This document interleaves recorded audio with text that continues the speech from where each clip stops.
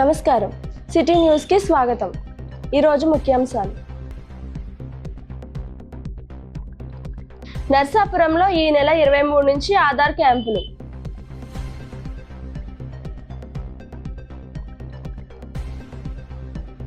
ప్రతి కార్యకర్తకు అండగా ఉంటామన్న రామరాజు.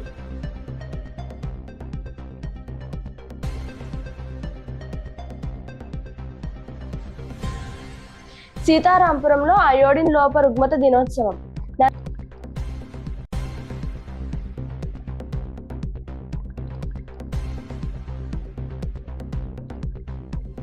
పేర్పాలెం బీచ్ సందర్శకులకు అనుమతి లేదు.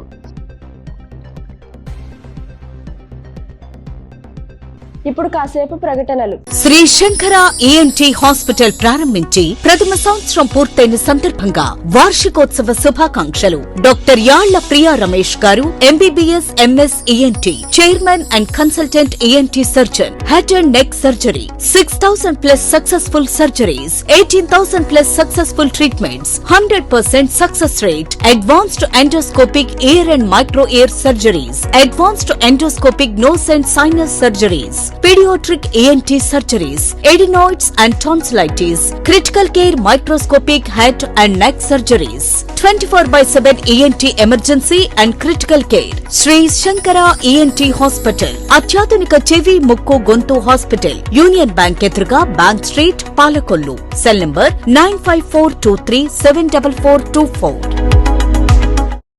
తిరిగి మళ్ళీ వార్తలకు స్వాగతం.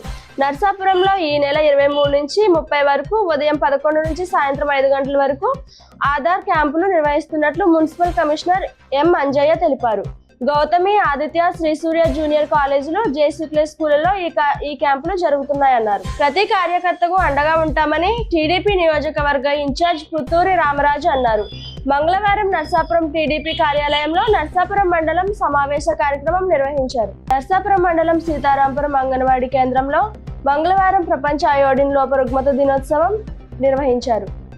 అయోడిన్ లోపిస్తే చిన్నపిల్లల్లో బుద్ధిమాంద్యం, గర్భిణీల్లో అబార్షన్లు జరగవచ్చునని ఐసీడీఎస్ సూపర్వైజర్ దుర్గా భవానీ వివరించి నివారణ చర్యలు తెలిపారు. బంగాళాఖాతంలో అల్పపీడనం కారణంగా సముద్రంలో అలల ఉధృతి పెరిగింది.